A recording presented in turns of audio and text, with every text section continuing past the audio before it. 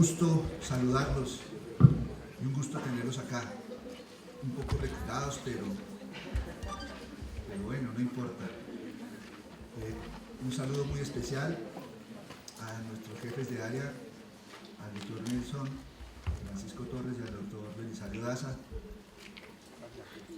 por su colaboración, también a la profesora doctora Cecilia Durán y por supuesto a la persona que nos va a acompañar hoy en esta jornada y nos va a nutrir positivamente con algo que es fundamental para la formación de cualquier individuo hoy por hoy, no solamente profesional, sino alguien que quiera realizar un trabajo escrito, que obviamente debe cumplir con unas normas, con unos parámetros y hacerlo de la manera más adecuada para evitarse inconvenientes futuros en temas de aprobación o incluso evitar problemas de orden disciplinario y de orden penal. Para ello contamos con toda una autoridad de un gran abogado, docente, jurista, quien la Universidad Libre tiene el honor y se honra con su presencia contando con él como docente y como investigador, que es el doctor Walter Cadena. Doctor Walter, muchas gracias por su colaboración, muchas gracias por estar aquí y esperamos que su charla sea del mayor provecho para todos estos jóvenes estudiantes. Bienvenido y muy gentil por estar aquí. Bueno, un feliz día para todos. Doy un agradecimiento muy especial al doctor Fernando Arturo Salinas, decano y a la vez también rector seccional de nuestra querida Universidad Libre, seccional Bogotá. Me alegra saludarlos en esta iniciativa en la cual quiero darle un reconocimiento especial a nuestro jefe del área de investigaciones, el doctor Belisario Daza, quien está ya al frente de todos estos aspectos logísticos, y por supuesto a nuestras dos queridas doctoras, la doctora Cecilia Durán, que ha hecho una gran iniciativa de este encuentro, y también a la doctora Adriana Cuevas, quien también nos ha motivado con hacer este tipo de charlas. Por supuesto, un abrazo muy cordial a todos los docentes, colegas del área de investigación, la doctora Martica, nuestros queridos doctores que nos acompañan en la mañana de hoy, y por supuesto a ustedes. El objeto de esta charla es revisar algunos aspectos fundamentales del manual de publicación APA. Sé que no es un tema de los más agradables desde el punto de vista sustantivo, sustancial, para un día miércoles a las 7 de la mañana, pero trataremos de hacerlo lo más amable posible. Y para ello, pues, me agrada que estemos hoy en este escenario, que es el Auditorio Benjamín Herrera de la Universidad Libre, la seccional Bogotá, para hacer este trabajo. Mientras ya estamos listos para hacer la presentación, Mayerly me avisará a qué horas podemos. Muy bien, perfecto. La charla se desprende de una necesidad de dar a conocer, a divulgar lo que es el manual APA. Y sobre ello, pues uno en Internet encuentra muchas fuentes en las cuales se trabaja el manual APA. Pero no sé si les ha pasado, pero regularmente uno cuando busca por Internet encuentra contradicciones en las versiones que hay sobre el manual APA. Empezando porque nos hablan de normas APA o de técnicas APA o de estilo APA, y esas contradicciones nos dan la sensación de que esto genera un mayor desconocimiento del tema. Para ello se le ha propuesto a la Universidad Libre reunir los textos a partir de la versión en inglés original. Este es el manual APA en su sexta edición, es un manual de publicación sacado por la Asociación Americana de Psicología. No está disponible en español en su versión oficial. Hay dos versiones que han salido en español, una publicada en España, otra publicada en México, pero me ha llamado la atención con esas dos versiones, y es que hacen una adaptación del texto a los parámetros de la Real Academia de la Lengua Española, en el caso español, y a la Real Academia Mexicana para esa edición que salió publicada en México, Distrito Federal. Eso, a mi parecer, es un error, porque si uno va a aplicar un manual, lo aplica de manera integral, no lo adapta. Y eso lo conocemos muy bien los abogados.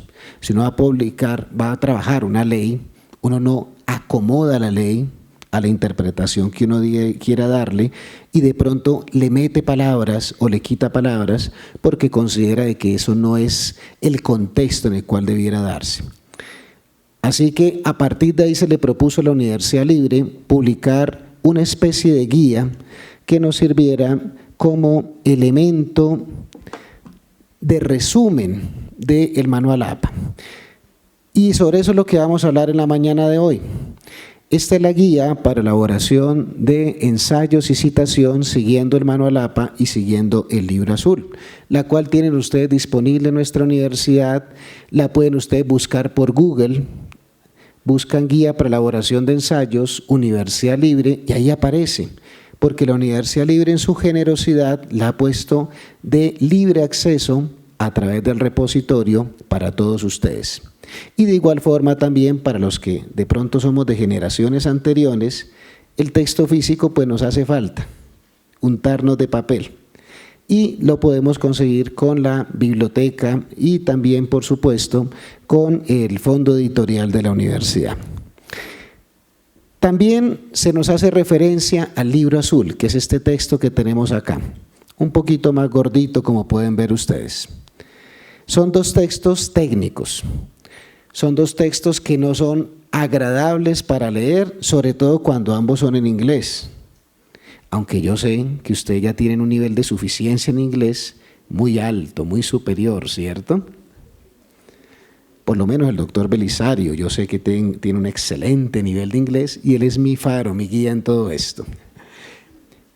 Y lo que se trata de resumir en 30, 35 páginas son esas 600 páginas que tienen este par de textos. Muy bien, veamos entonces la presentación. Cuando bebas no olvides la fuente. Y tenemos que arrancar, por supuesto, con un tema que es crucial en todo esto y es el manejo del plagio. Ya lo decía nuestro rector seccional, definitivamente lo más dramático en todo este tema de la academia es que a veces, sin tener la intención de hacerlo, u otras de manera premeditada, caemos en el plagio. Y para ello vamos a ver algunos conceptos sobre qué es plagio. Plagio, para la Real Academia de la Lengua Española, viene del término en latín plagium, según la acepción que fue incorporada por primera vez en el diccionario de la Real Academia Española en 1869. Su etimología proviene de esta palabra plagium, que significa robo de esclavos ajenos. Ese era el primer concepto que se le dio desde la época de la República Romana, por supuesto con gran ascendencia dentro del derecho romano. Y esto sucedía cuando en los mercados de esclavos se hacía pasar a una persona libre o a una persona liberta como un esclavo y se le vendía. De allí que hoy en día todavía utilizamos el término plagiar como una forma de denominar secuestro. En primera instancia, el término plagio significa eso, secuestro. En otras palabras, el plagio de textos, de fuentes, no es otra cosa que el secuestro de ideas de otras personas. Por eso es que es tan delicado, tan grave el tema. Otra acepción que nos da el portal de manejo del idioma, que es el castellano, nos dice que también puede venir de la etimología de la palabra plagios, que esta es una palabra griega que significaba engañoso y trapacero.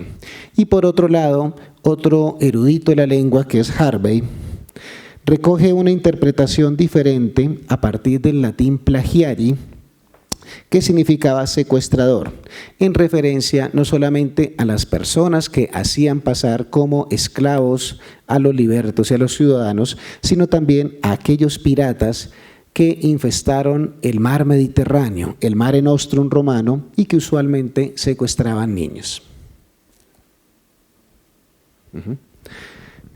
En últimas, podríamos convenir, según lo que nos dice la Real Academia de la Lengua Española, en la acepción que nos interesa, que plagiar es el acto de usurpar la creación intelectual, haciéndola pasar, esa producción intelectual ajena, como propia, al no reconocer su autor.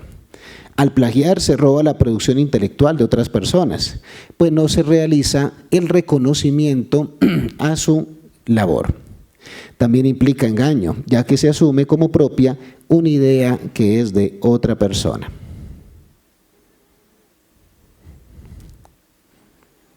Veamos las formas usuales de plagio. Se pueden dividir en 4 categorías las formas en que podemos caer en plagio.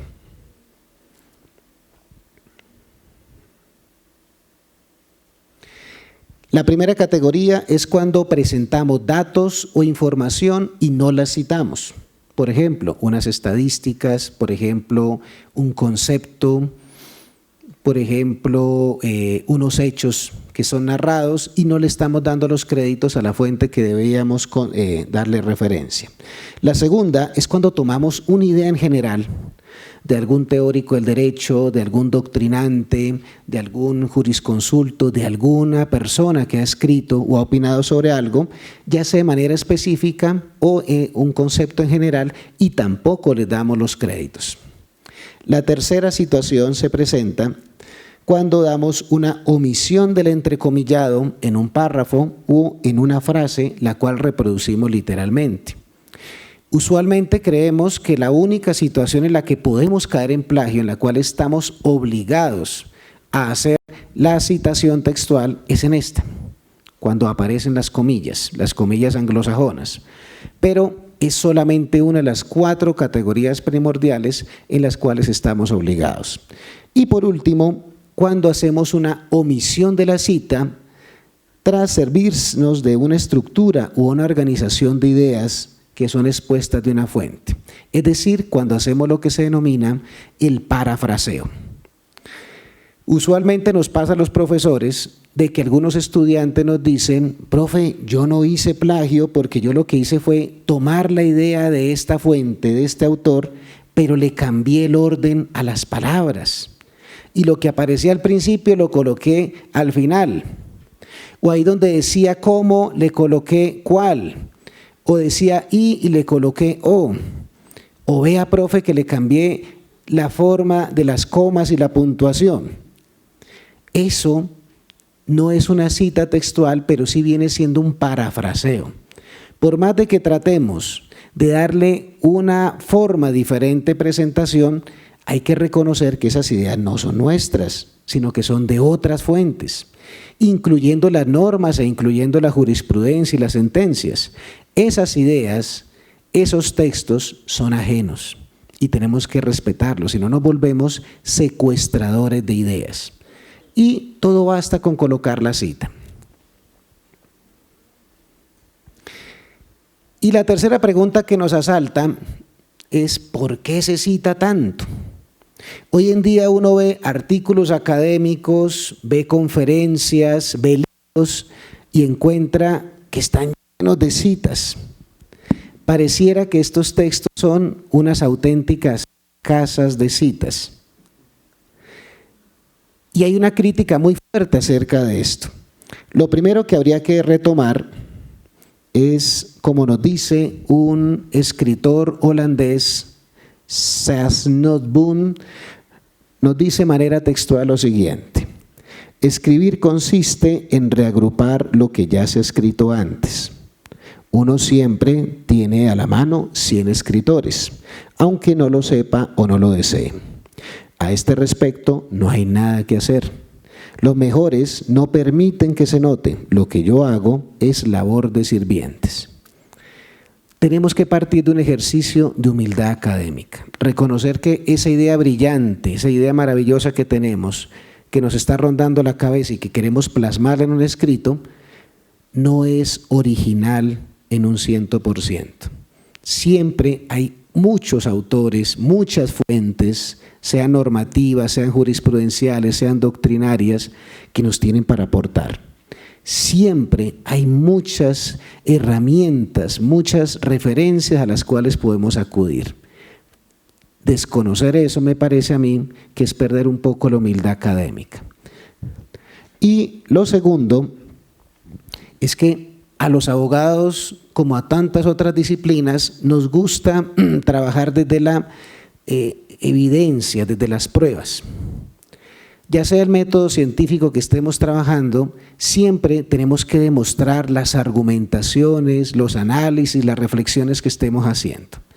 Y eso es mucho más crucial en las ciencias sociales, porque en particular nosotros que hacemos parte de las ciencias sociales aplicadas, como dice hoy en día el Ministerio de Educación a través de la sala de CONACES, es que el derecho necesitamos nosotros demostrar todos los argumentos que hacemos a partir de las pruebas documentales. Y nuestras pruebas documentales, a diferencia de otras disciplinas, están dadas a partir de las fuentes primarias y secundarias, es decir, de la norma, de la sentencia, de la doctrina, de los textos de los diversos escritores.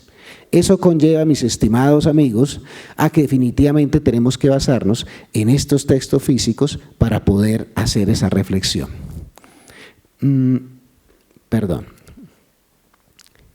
Por ello es que cuando nos encontramos ante un caso de plagio, uno puede decir perfectamente que el plagio es una conducta lamentable entre estudiantes. Es condenable entre profesionales.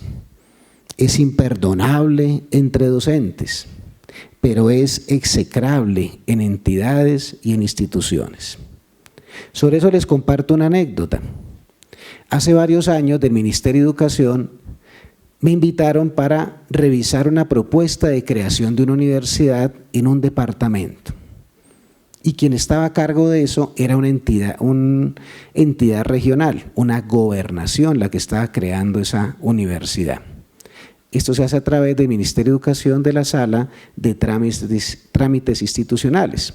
Y los pares institucionales que íbamos nos dimos cuenta que la documentación que estaban presentando era en un alto porcentaje copia de los reglamentos, de los proyectos educativos de otras universidades. Y eso realmente a uno le deja un muy mal sabor de boca. Porque si así nomás es para crear una universidad que se supone que es el faro del conocimiento, el faro de la transparencia, la ética y los valores, ni hablar cuál va a ser la experiencia después a partir de la creación de ese tipo de instituciones. No les voy a dar nombres, simplemente comentar que esa institución con el tiempo, a pesar de los condicionamientos que se dieron, suplieron los inconvenientes y ya está funcionando, ya fue aprobada esa universidad. Así que, mis amigos, hay que evitar esos plagios, los cuales a veces caemos quizás por desconocimiento o por pereza de aplicar la referenciación adecuada. Muy bien.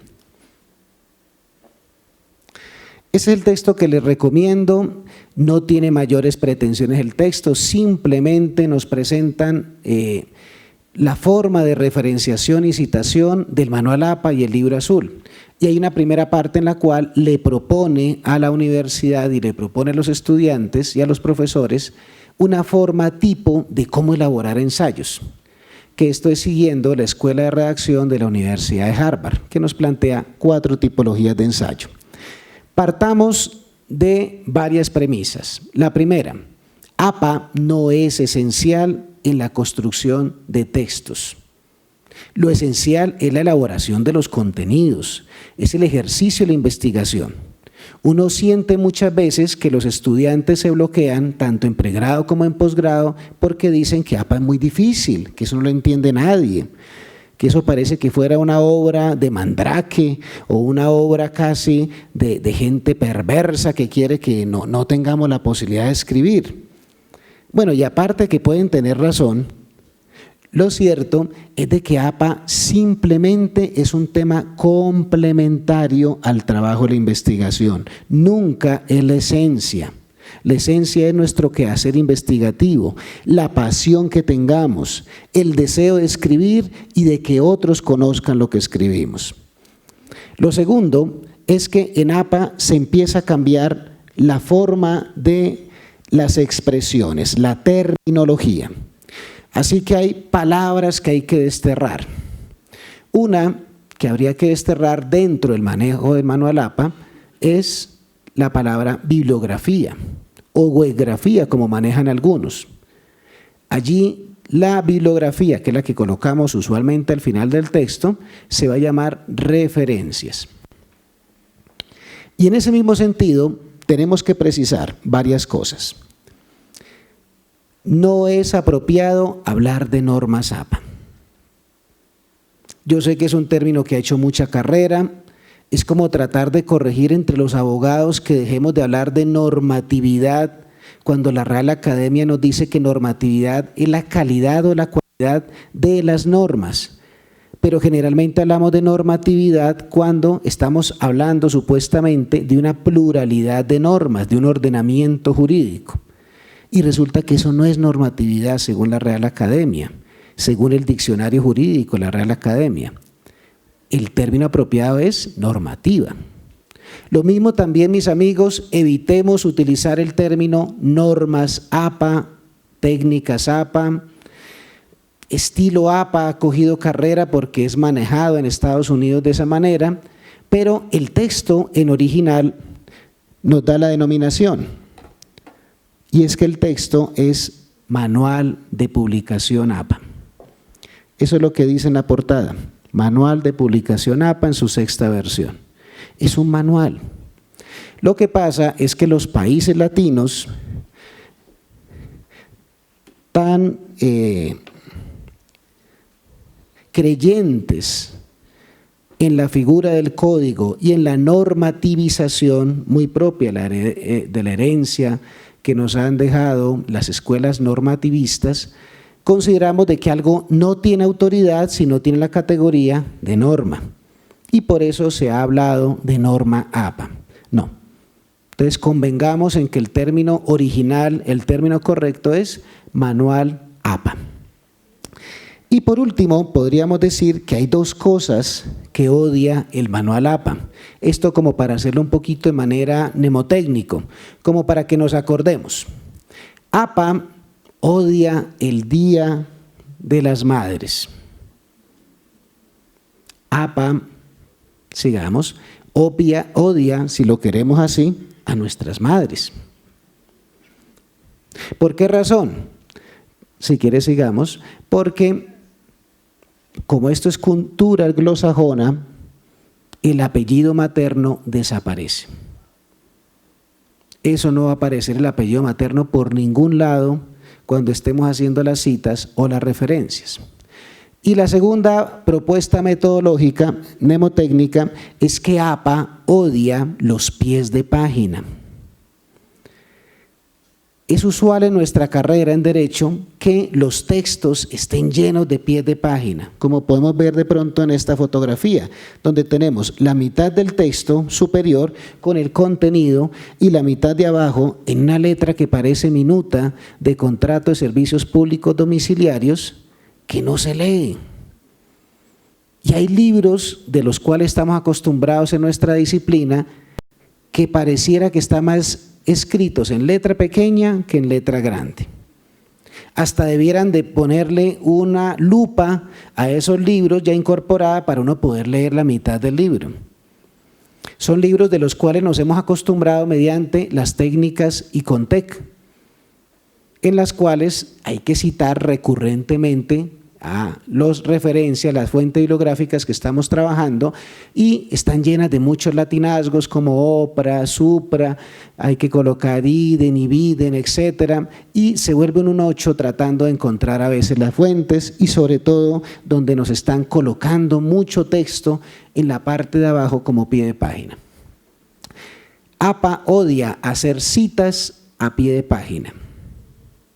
Se permite las citas para hacer aclaraciones a la narración que estamos haciendo, pero nunca para hacer citas. Muy bien, sigamos. Vamos a ver a continuación algunos aspectos generales que espero que les pueda servir para la comprensión del tema del manual APA. Vamos con las citas. Lo primero que tendríamos que precisar es que las citas se hacen de acuerdo al número de autores o al tipo de autores. Cita vamos a llamar a lo que se coloca dentro del contenido. Referencia es lo que colocamos al final. ¿Listo? Cuando vamos a citar un autor, personal, una persona física, el ejemplo de cita clásico va a ser el primer apellido y el año dentro de un paréntesis. Como les decía, el manual APA odia el Día de las Madres, odia a nuestras madres, y en ese sentido no va a aparecer el segundo apellido, no van a aparecer los nombres, solamente el primer apellido, siempre dentro de paréntesis. Y esta es una crítica que algunos le hacen a APA, y es que uno como que queda perdido.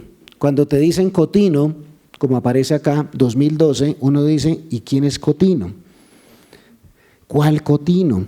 Y si Cotino publicó varios años en el 2012, ¿cómo hacemos?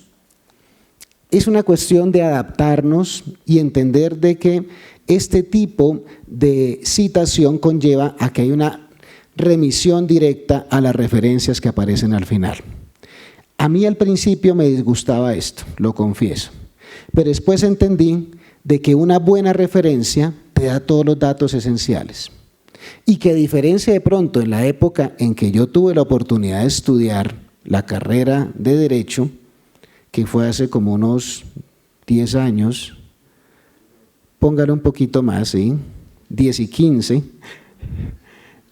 en esa época ir a una biblioteca era toda una aventura, Internet casi ni se conocía.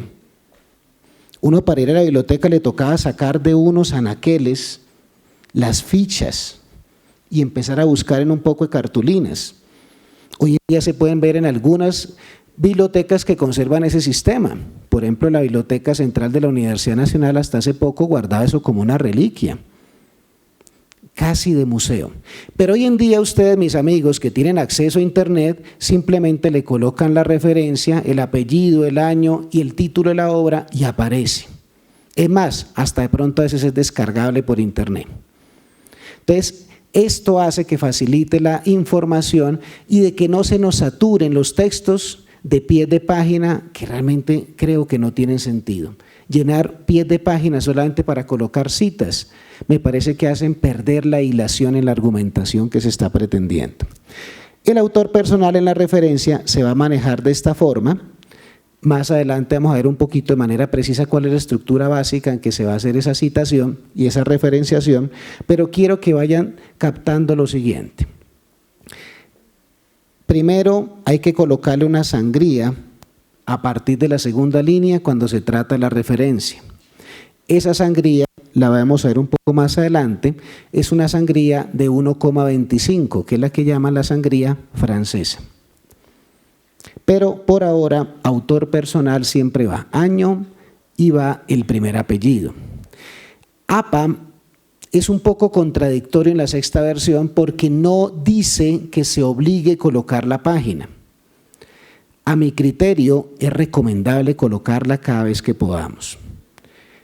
Porque una cosa es que me digan que esa idea es sacada de este autor y otra que me diga en qué página exacta está. Es un poquito también como respeto con el lector. Si el lector quiere buscar sobre ese tema, no tiene que leerse todo el libro. Simplemente tiene que ir a la página que corresponde y allí se encuentra. Otra forma es cuando ya tenemos de 2 a 5 autores.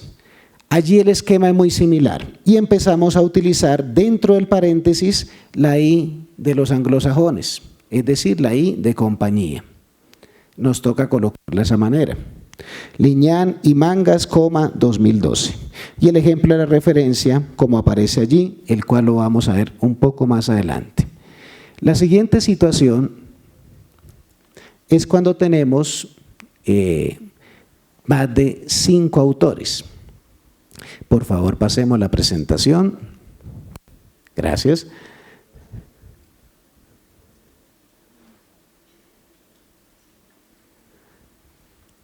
Que son más de 5 autores. Pero antes de eso, lo que les decía, el tema de la sangría. La sangría es una característica de todas las formas en que hacemos referencias y citas en Manual APA. ¿Cómo se hace? Es muy sencillo. Lo encontramos en la parte de formato y allí vamos a colocar la regla y se va a colocar 1,25. ¿Cómo calculo la media pulgada que se maneja en manual APA? Siempre es media pulgada la que se maneja a margen izquierdo. Y esa media pulgada equivale a 1,27 centímetros. Hay dos formas. Uno, darle en la opción de párrafo sangría francesa, o la otra, colocar la regla y desplazarla hasta 1,25, que es lo que nos da para aproximar al 1,27. Muy bien, sigamos. Cuando son 3, 4, 5 autores, en la primera cita se colocan todos y en la siguiente cita se escribe solo el primer autor. Por ejemplo, un texto que usan mucho los constitucionalistas, los que trabajan derechos humanos, son los textos de Peces Barba. En este caso, Peces Barba construyó un texto con otros 3 autores, Fernández, Arzuategui y de Asís, y vamos a citarlo por primera vez de esta forma, con todos los que lo escribieron. Y si volvemos a citar ese autor, solamente vamos a citar Peces Barba. Y vamos a colocar en latín et al, que es la abreviación de la palabra et ali, 2007. Sigamos. Cuando ya son más de 6 autores, vamos a trabajarlo colocando el primer apellido, et al, el año, y la referencia se va a manejar de esa manera. Es decir, cuando escribe junto con otras 5 personas, y si no apareces de primero en la obra, nunca te van a mencionar en las citas, ni en las referencias.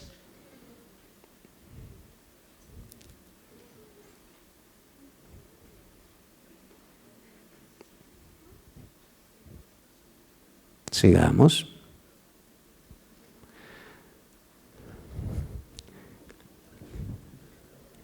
Vamos a tratar de enriquecer un poquito la charlita con algunos memes o momos que son tan famosos hoy en día entre los chicos.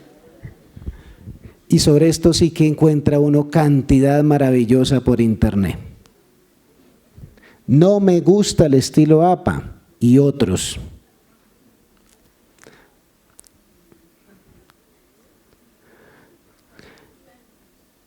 Otra situación con las citas es cuando no tenemos una persona física, sino es un autor corporativo. Por ejemplo, Oficina en Colombia del Alto Comisionado de las Naciones Unidas para los Derechos Humanos.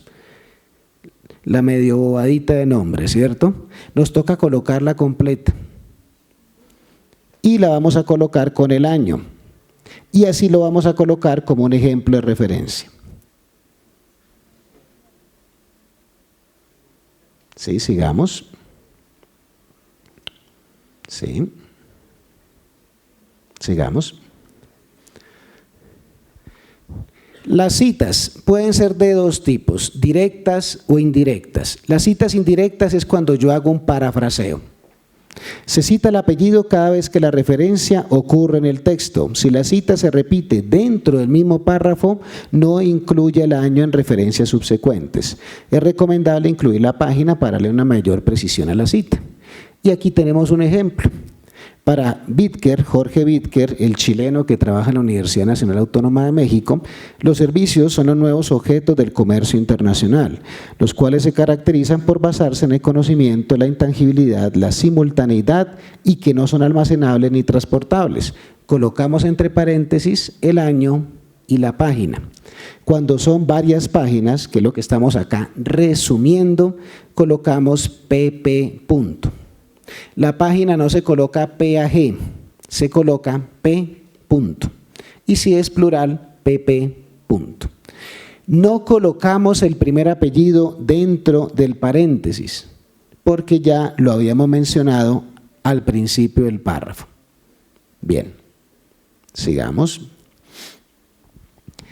La cita directa, que es la cita textual. Esta en APA se maneja de 2 formas, cuando es breve o cuando es extensa. Breve es cuando no te pasa de 40 palabras. Es extensa cuando llega a 40 palabras o más. Es la porción exacta del texto de un autor que es inferior a 40 palabras, que aproximadamente son 3 líneas. Se cita dentro del texto y siempre de manera entrecomillada.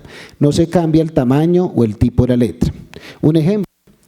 El derecho internacional es un ordenamiento jurídico de reciente construcción, donde, que aparece ahí entre comillas, la cita directa breve.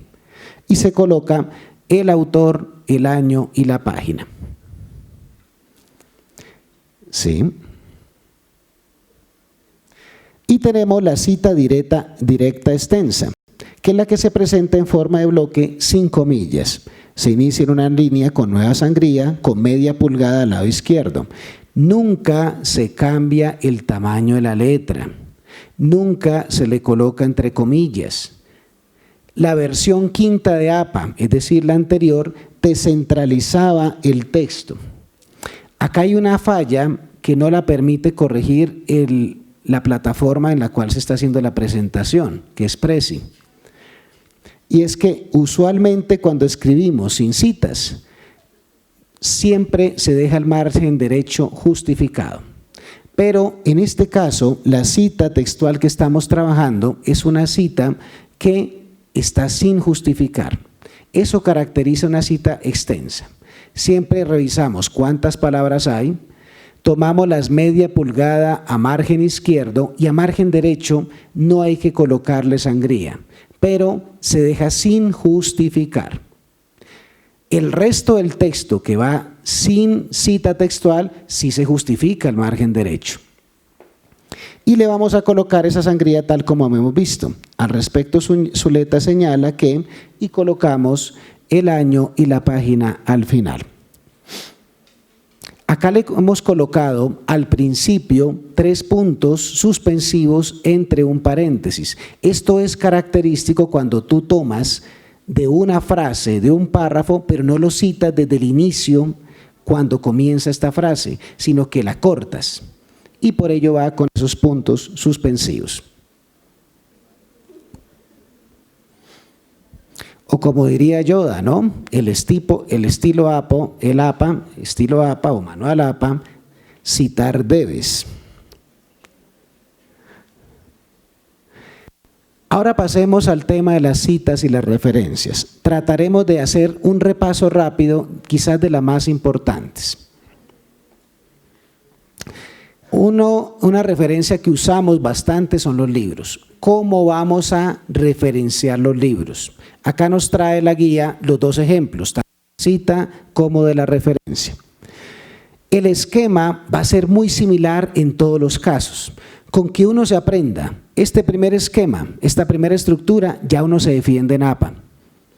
Todo, la clave de manejar APA está acá, en esta primera estructura de un libro.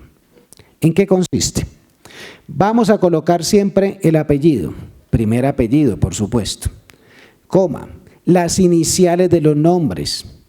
A veces nos da pena uno de los nombres que nos han colocado. Entonces hay personas que dicen, solamente dígame por mi primer nombre o dígame por mi segundo nombre. Esto para efectos de APA no es recomendable. Así no nos guste mucho ese segundo nombre, coloquémoslo siempre, porque eso da unos mayores criterios de búsqueda cuando hayamos publicado algo. Entonces van siempre las iniciales de los nombres. Luego viene entre paréntesis el año de publicación de la obra. Luego colocas en cursiva el título de la obra y cierras con punto, lugar de publicación, es decir, la ciudad y el país, y la editorial. Acá hay una aclaración, y es de que cuando la obra tiene más de 50 años, más de medio siglo, es bueno colocar entre corchete, al lado del año de publicación, el año de publicación de la obra original. Eso no es tan difícil en la época de Google encontrar esos datos. Acá tenemos un ejemplo.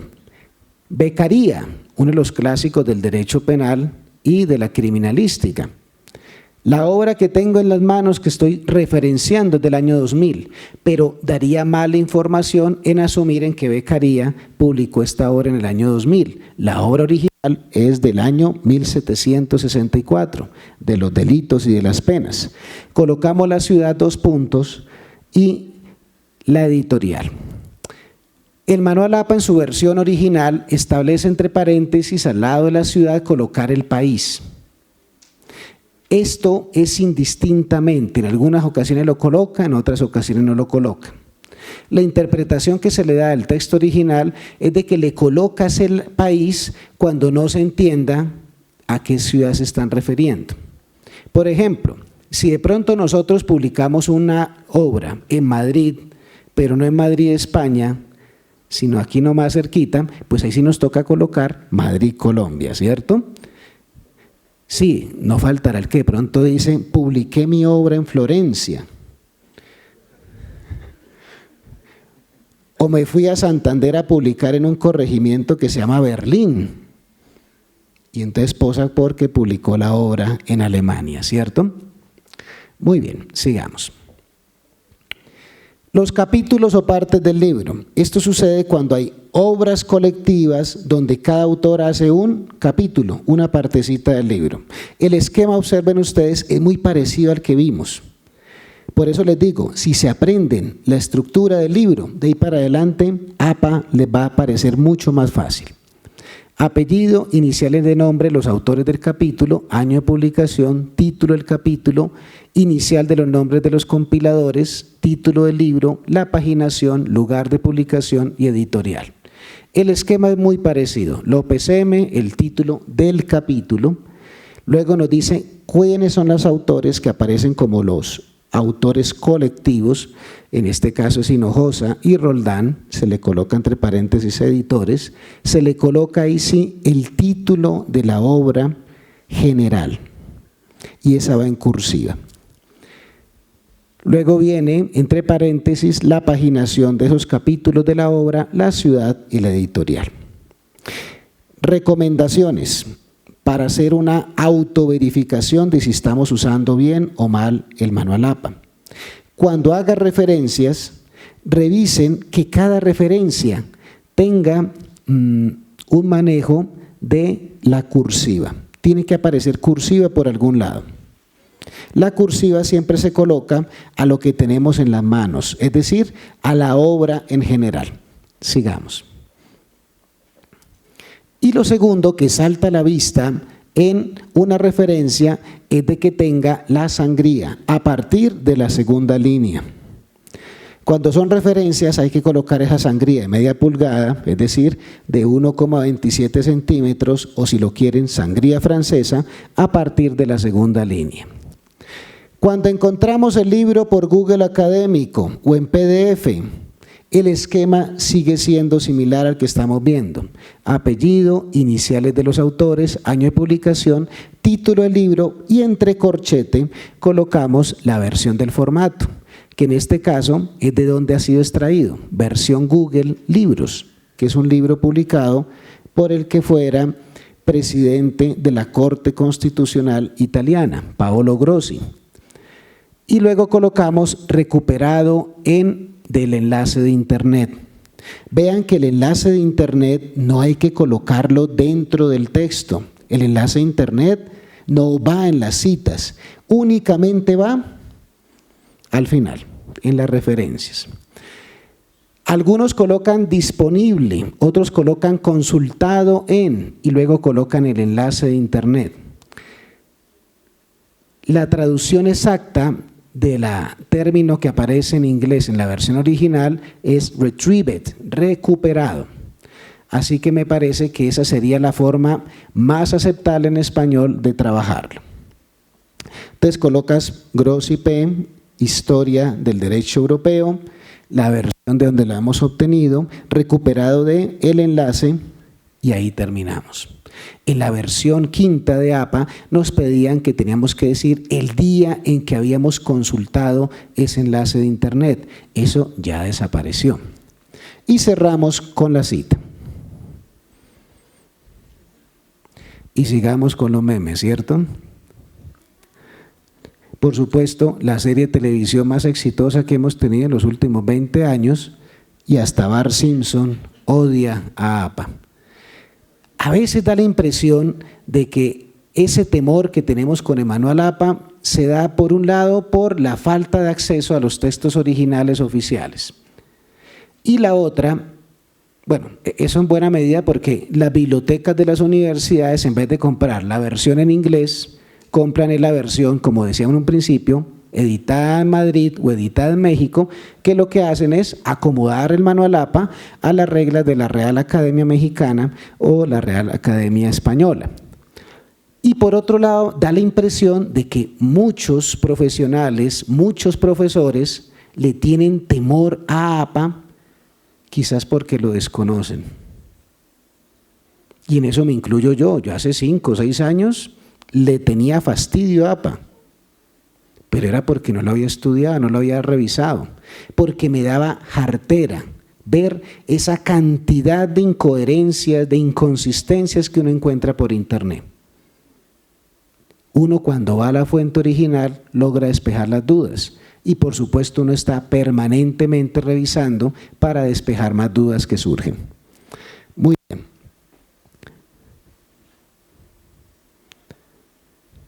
¿Qué pasa cuando yo escucho a un profesor en el aula de clase o en una conferencia o en unos maravillosos congresos que hacemos acá en la Universidad Libre o en todos los demás centros académicos y escucho algo o veo en las memorias algo que puedo citar?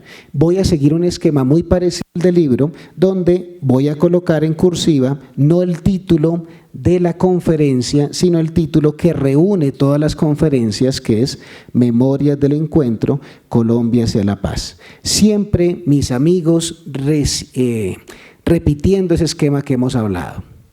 Apellido, iniciales de nombre, año, el título de la charla o el título de la obra, por supuesto, el lugar de la publicación y el año.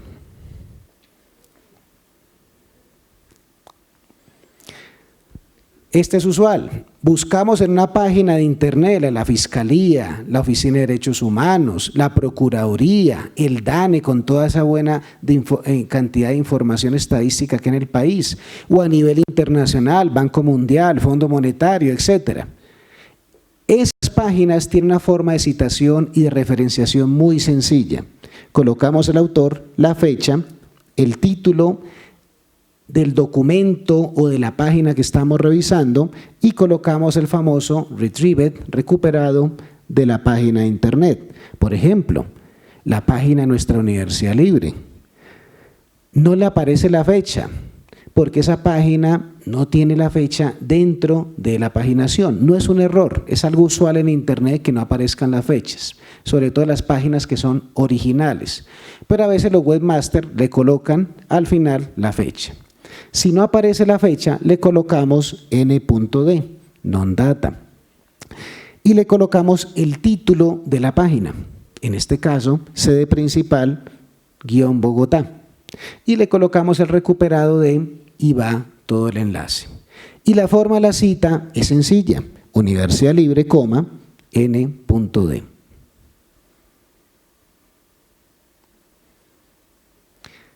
Artículos de revistas, los cuales pueden ser científicas con DOI o sin DOI. Cuando hablamos de revistas científicas son los journals, es decir, las revistas que editan generalmente las universidades sobre temáticas propias de cada disciplina.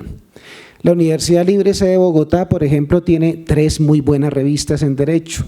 Tenemos la revista de Diálogos de Saberes, que está indexada, la revista Verba Juris, que ha estado indexada y está en proceso de indexación, que es del Instituto de Posgrados, trabajando conjuntamente con el Centro de Investigaciones, y la revista de los estudiantes. Y aparte de esas 3, tenemos una 4ª revista de una larga tradición que ha sido Nueva Época. Las 4 son fabulosas revistas que apuntan a públicos y diferentes objetivos. Esas revistas, cuando se tratan de journals, a veces traen algo que se llama DOI, que es Digital Object Identifier, identificador de un objeto virtual.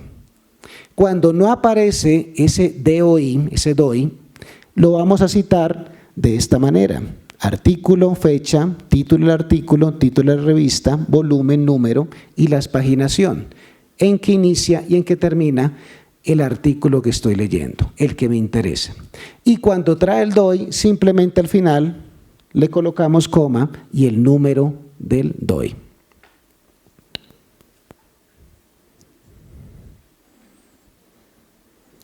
Por favor, déjeme crear solo una cosa, le dice el diablo a Dios. Y Dios resignado le dice, oh, por Dios, está bien. Y el diablo dice, perfecto. Y nos crea el manual APA. Muy bien. Sigamos. Citas y referencias. Los artículos de la revista siguen un esquema similar.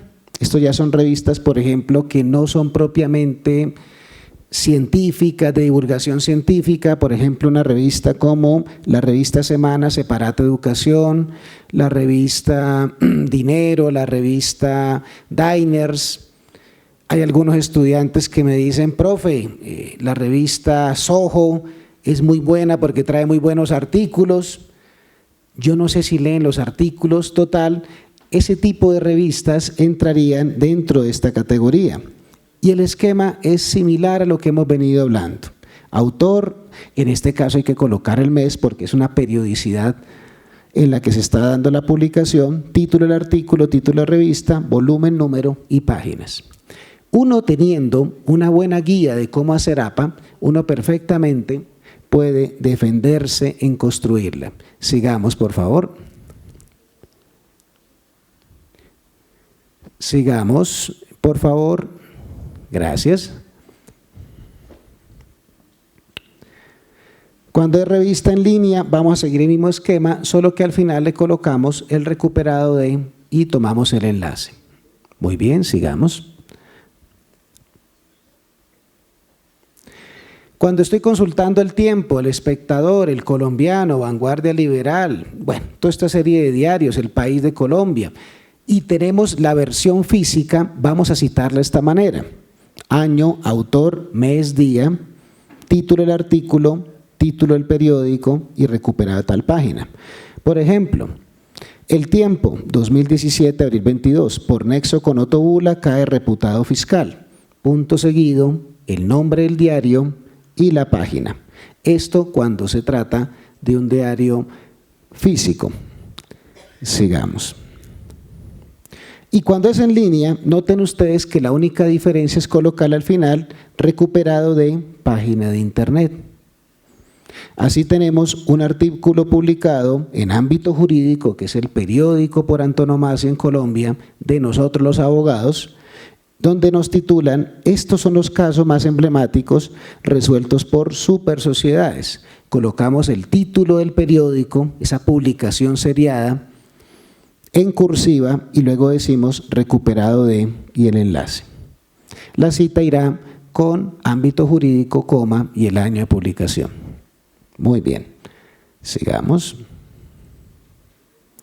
Documentos de circulación restringida de base de datos electrónica.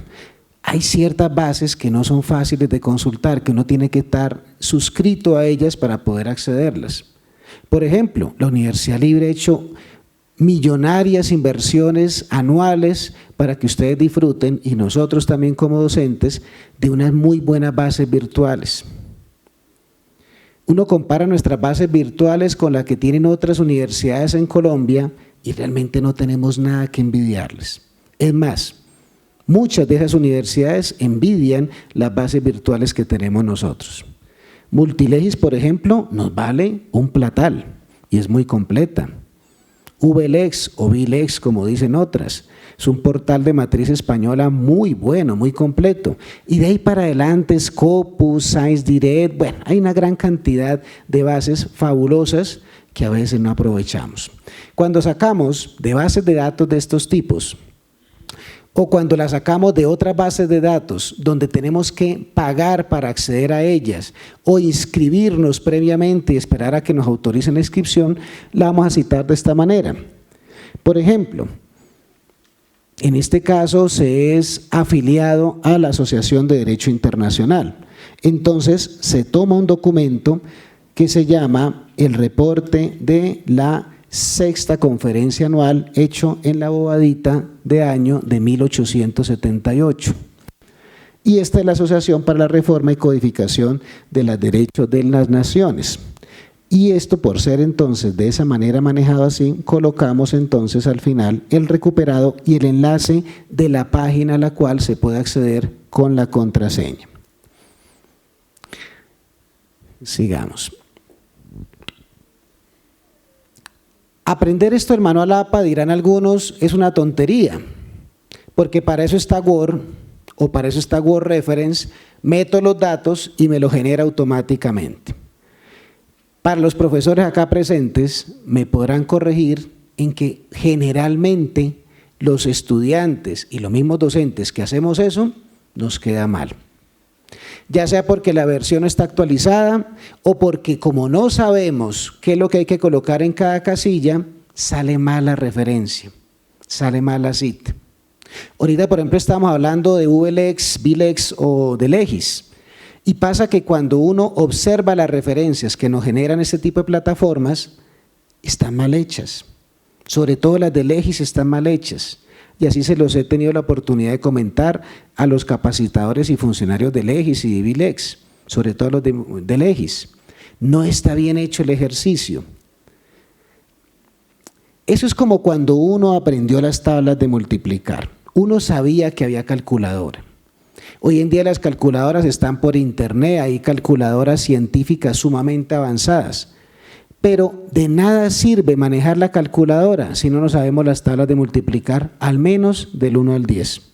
Lo mismo pasa con el manual APA. Si no sabemos lo básico, seguramente nos va a quedar mal por más sofisticado que tengamos el software para trabajarlo.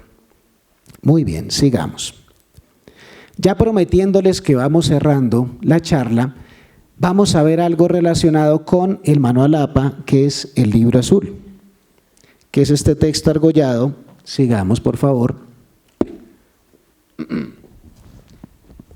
Que es un complemento obligatorio para trabajar a nosotros los abogados. Hasta hace pocos años, universidades, facultades de Derecho como la de la Pontificia Universidad Javeriana tenían a este libro como libro de guía.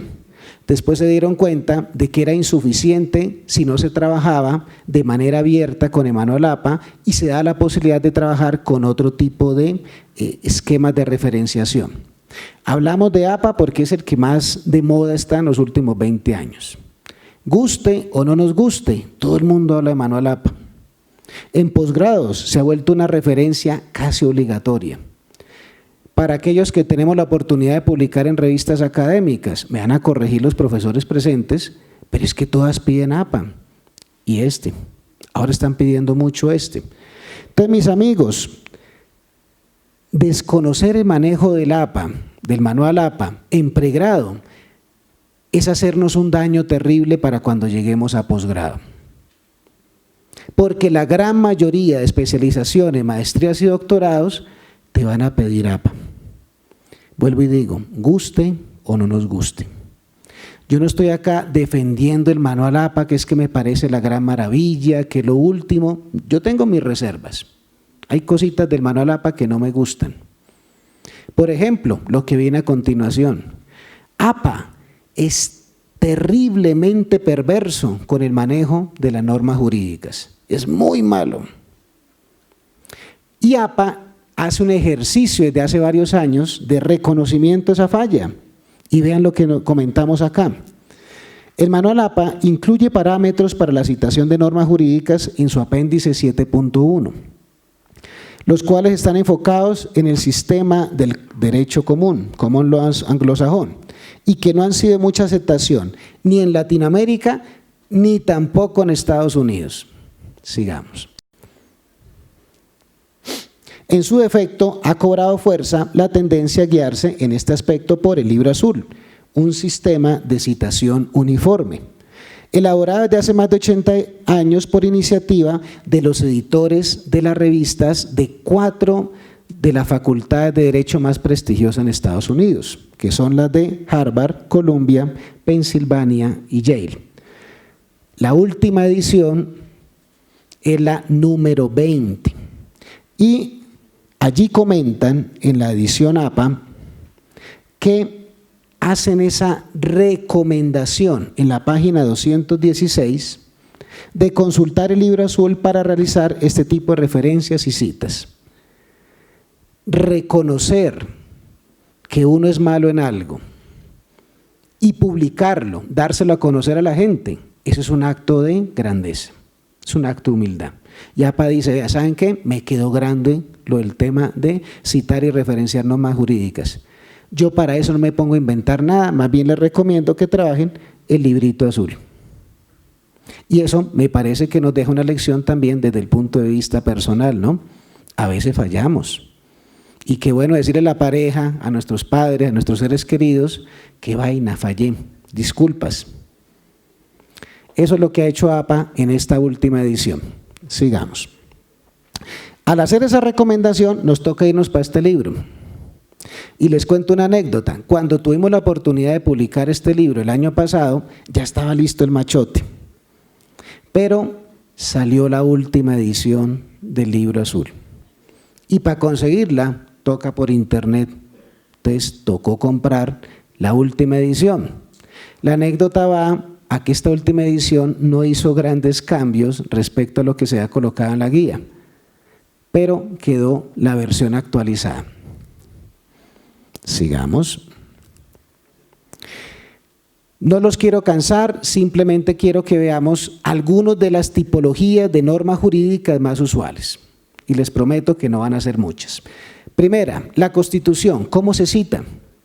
Lo primero que hay que reconocer es que la Constitución hay que citarla. Las normas jurídicas hay que citarlas. Por supuesto, esto no lo vayan a hacer en una minuta o en un libelo ante un fiscal o ante un juez, porque nos mandan a freír espárragos, ¿cierto? ¿Qué tal no presentar una contestación de la demanda con APA? No, ya perdimos el caso de una. No hay la cultura al respecto y creo que no es el escenario para hacerlo. Esto es para textos académicos, textos publicables. La Constitución la vamos a citar colocando, según el libro azul, nombre oficial de la Constitución, la abreviación entre corchetes, el artículo específico citado, la fecha de promulgación de la Constitución y el país. El ejemplo de nuestra Constitución es este. Constitución Política de Colombia, entre paréntesis, C.P. Artículo 6, julio 7, 1991, y la abreviatura, según el manual APA de nuestro país, es COLOM. Al finalizar vamos a ver algunas de las abreviaturas de las entidades jurídicas más usuales o de los códigos, y nos vamos a llevar algunas sorpresas porque el manual APA tiene en el numeral creo que 8.1 un listado de las principales jurisdicciones del mundo y ahí aparecen las abreviaturas. Así que no hay que entrar a inventarlas, ya están establecidas. La cita, C.P, porque se coloca en la abreviatura. Año, el artículo y el país. Sigamos. ¿Cómo cito la ley?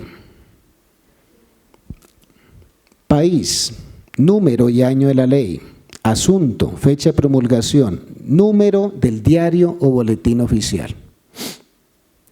Tenemos excelentes bases virtuales en nuestra universidad, como suele pasar en muchas bibliotecas de los más de 200 programas de derecho que están reconocidos en el país por parte del Ministerio de Educación Nacional. ¿Por qué tenemos que ir a buscar por internet la ley en la primera fuente que nos salga? ¿Eso da seguridad jurídica? No, vayamos a las fuentes de verdad que nos den confianza. Multilegis o las diversas otras plataformas. El Congreso de la República, por Dios, el diario oficial. Siempre hay que incluir el número del diario oficial donde fue publicada, que eso es fácil de conseguir en estas plataformas. Colombia, Ley 1407-2010. Hay que decir el título de la ley por la cual se expide el Código Penal Militar, agosto 17 del 2010, DO número 47804. Si estoy trabajando derecho de otros países, como en este caso una ley argentina. Argentina, Ley 26994 de 2014, Código Civil y Comercial de la Nación, octubre 1 del 2014, boletín oficial y el número. Una ley inspiradora para muchos países latinoamericanos, incluyendo el colombiano. ¿Qué falta nos hace tener una fusión y una actualización del derecho civil y del Código Comercial? Estamos con un código civil de hace 150 años y un código comercial de casi 50 años. Sí que nos hace falta eso y sobre eso se está trabajando en un par de iniciativas. Muy bien, sigamos. Las jurisprudencias tienen este esquema. Y por ejemplo, una sentencia emitida por nuestro ilustre magistrado ponente, el doctor Vargas, Corte Constitucional de Colombia, CC, julio 18 del 2016, magistrado ponente L.E. Vargas, sentencia C-379 del 2016, Colombia. O esta otra del doctor Quirós, orgullo también unilibrista, Corte Suprema de Justicia, Sala de Casación Civil, noviembre 24 de 2016, magistrado ponente A.W. Quirós, la sentencia y el año. Y así podemos ir siguiendo, ya sea con la Corte Suprema de Justicia, Sala de Casación Penal, o la sección tercera del Consejo de Estado, con el doctor Orlando Santofimio, el número de la sentencia y la abreviatura de nuestro país. La cita va a ser la abreviatura, el nombre de la sentencia y el país, concretico. Muy bien, sigamos.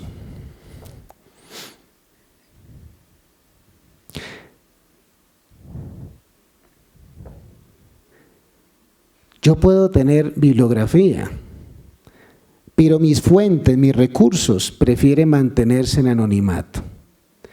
A veces nos las tiramos de abejas al momento de hacer la bibliografía. A veces hay estudiantes que nos colocan como referencias o bibliografías Google. No, profe, es que todo lo saqué de Google. Revise y verá. Ahí está todo citadito. O nos colocan otras páginas que a veces nos generan mucha inquietud, como rincondelvago.com, buenas tareas, monografías.com. Algunos han criticado fuertemente a Wikipedia, pero tenemos que reconocer que todos tarde que temprano visitamos Wikipedia. Wikipedia creo que nos da la posibilidad de acceder a una enciclopedia universal de manera gratuita. Eso es muy loable. Pero cuando tú ves un libro de derecho donde te colocan la referencia a Wikipedia, creo que la sensación que nos queda no es la mejor. Así como cuando te encuentras un libro que no tiene referencias y resulta que por ese libro pagamos 70.000, 100.000 pesos. De pronto quedamos con una sensación de inseguridad. No todo libro tiene que tener abundancia de referencias. Por ejemplo, no le vas a pedir a un clásico del derecho que esté lleno de referencias si, por ejemplo, se llama Hans Kelsen, Carl Smith, Santi Romano, Maurice Jauriu, o más recientes como Dworkin, como Hart, ¿cierto? Este tipo de autores, un Robert Alexi, un Bobbio, bueno, hay tantos maravillosos, ellos tienen una altura académica que se decanta después de muchos años de experiencia y de pronto no manejan APA ni te manejan este tipo de esquemas.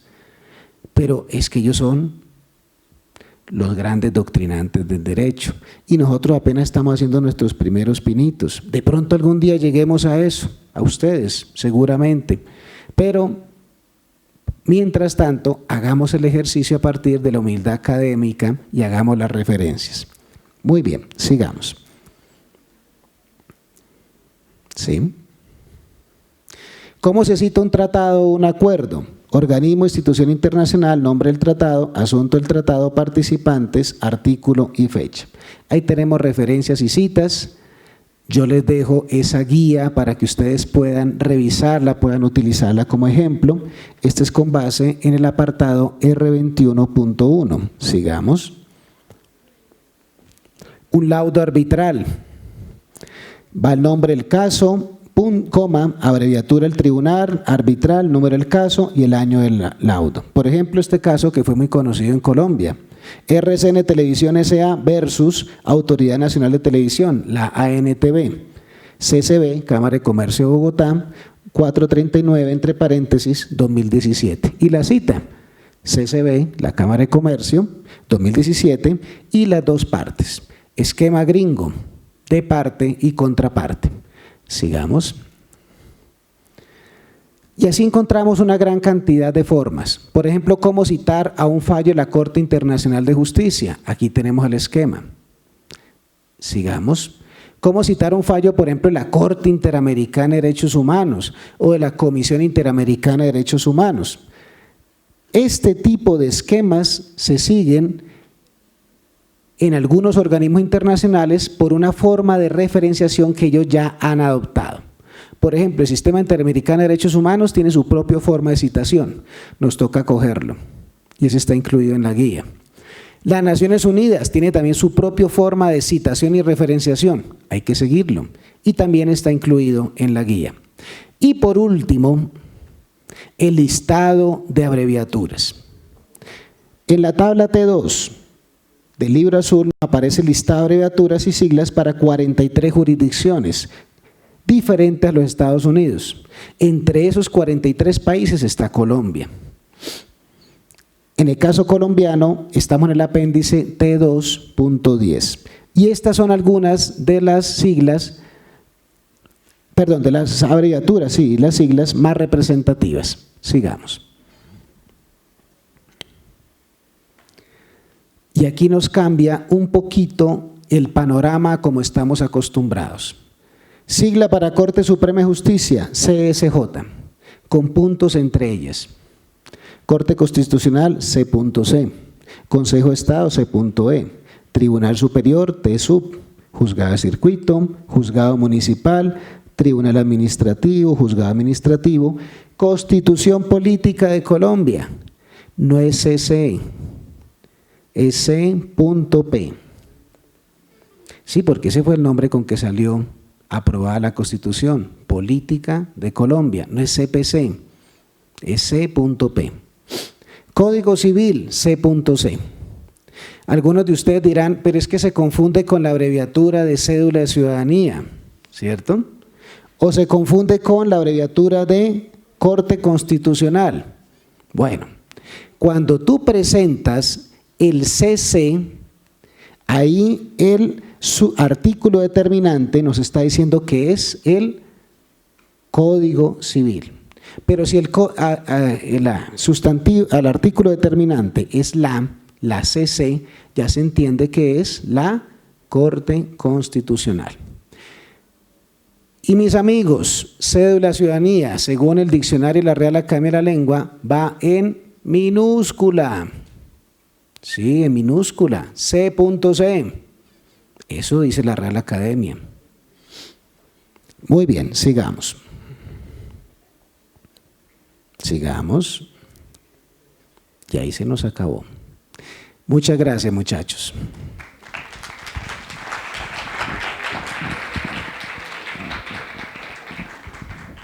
No sé si existan preguntas, inquietudes.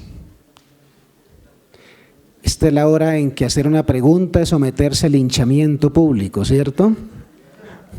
Digamos, por ejemplo, cuando uno va a citar y pues esa cita tiene otra cita, ¿qué se tiene que hacer ahí? Maravilloso. Vas a citar y vas a referenciar el texto que tienes en la mano. Por ejemplo, si yo digo que Tamayo citó a Rodríguez y yo el que tengo en la mano es el texto de Tamayo, voy a colocar el texto de Tamayo como la referencia. Coloco la referencia al final, todo el texto de Tamayo. Pero al momento de hacer el parafraseo o hacer la cita indirecta o directa, voy a dar los créditos a Rodríguez con la siguiente forma. Según Rodríguez, citado por Tamayo, y ahí sí coloco entre paréntesis la cita de Tamayo. Con gusto. De esto hay una gran cantidad de inquietudes. Créanme, a veces yo recibo inquietudes y lo que hago es salir corriendo a buscar el libro. Sabium cum libro, ¿cierto? Veamos la guía y si tienen inquietudes, con mucho gusto las podemos despejar. Mi correo electrónico, mis amigos, es walter.cadena@gmail.com. Para los que les gustan las redes sociales, a mí me quedó muy grande el Facebook, así que me tocó trabajar por Instagram. Walter _RCA, ahí me pueden conseguir. Y si no, en el Centro de Investigaciones, ahí con mucho gusto podemos despejar inquietudes. Les deseo muchos éxitos en este día y muchas gracias.